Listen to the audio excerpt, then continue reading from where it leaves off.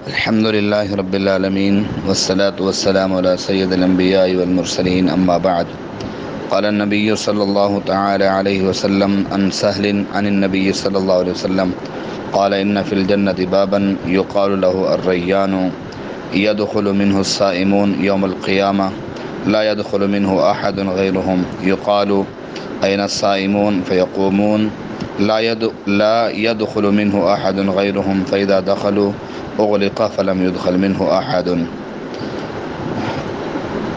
अल्लाह जे नबी अलैहिस्सलातु वस्सलाम जी हदीस मुबारक से बुखारी किताब सौम जो बाबुर रय्यानु लिस्साइमीन रोज़ेदारनि जे लाइ हिकु VIP ख़ासि दरवाज़ो जंहिंजो नालो रय्यान रखियो वियो आहे। सैदना सहल बिन साद सादी रज़ी अल्लाह तआला अन्हु जिन फरमाइनि था नबी अलैहिस्सलातु वस्सलाम जिन फरमायो जन्नत में हिकु अहिड़ो दरवाज़ो आहे जंहिंखे रय्यान चयो वञे थो। क़यामत जे ॾींहुं उन दरवाज़े मां सिर्फ़ु ऐं सिर्फ़ु रोज़ेदार ई दाख़िलु थींदा, रोज़ेदारनि खां अलावा को ॿियो उन मां दाख़िलु कोन थींदो।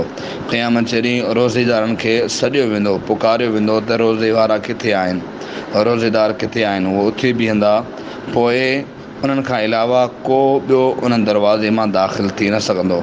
जॾहिं हू रोज़ेदार जन्नत जे अंदरि उन दरवाज़े मां दाख़िलु थी वेंदा हलिया, बाबुर रय्यान मां जॾहिं अंदरि दाख़िलु थी वेंदा हलिया त उन दरवाज़े खे बंदि कयो वेंदो।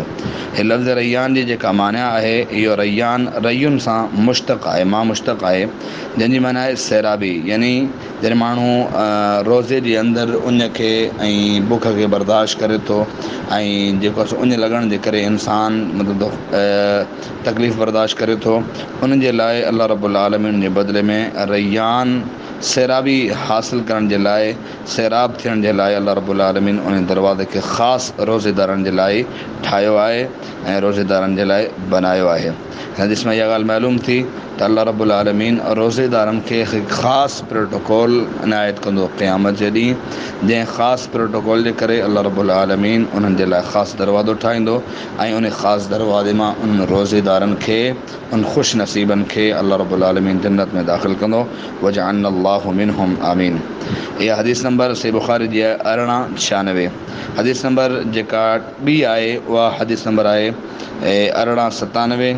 उन रिवायत जे अंदरि अल्लाह जे नबी अलैहिस्सलातु वस्सलाम जिन फरमाइनि था, अबू हुरैरा रज़ी अल्लाह तआला अन्हु जिन फरमायो त रसूलुल्लाह सल्लल्लाहु अलैहि वसल्लम जिन फरमायो मन अनफ़क़ ज़ौजैनि फ़ी सबीलिल्लाहि नूदिय मिन अबवाबिल जन्नह। जेको माण्हू अल्लाह जे रास्ते में 2 शयूं ख़र्च कंदो, अल्लाह रब्बुल आलमीन उन खे जेको आहे से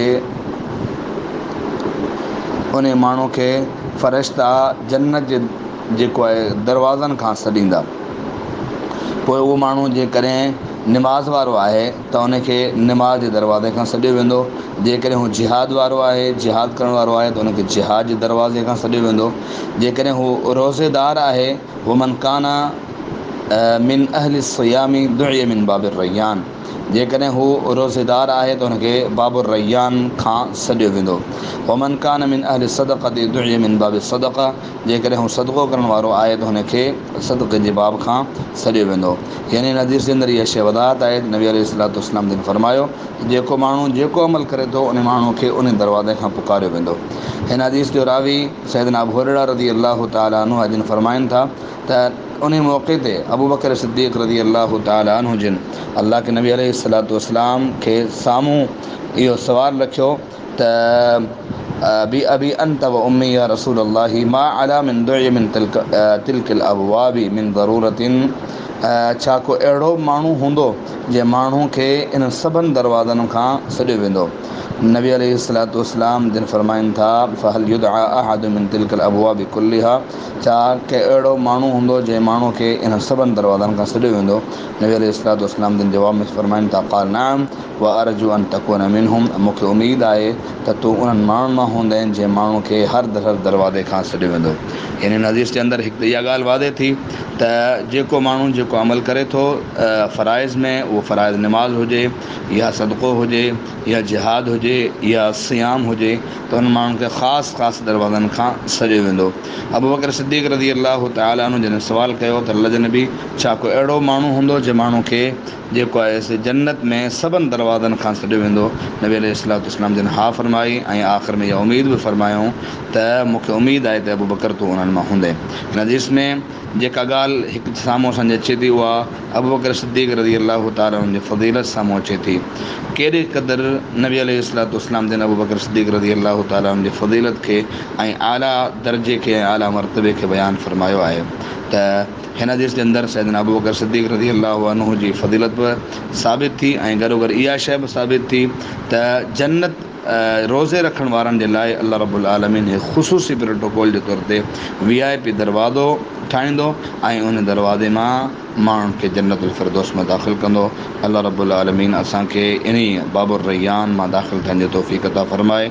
सहाबा किराम रिज़वानुल्लाहि अलैहिम अजमईन जे नक्श क़दम ते हलण जी तौफ़ीक़ अता फ़रमाए। आमीन। वस्सलामु अलैकुम व रहमतुल्लाहि व बरकातुहू।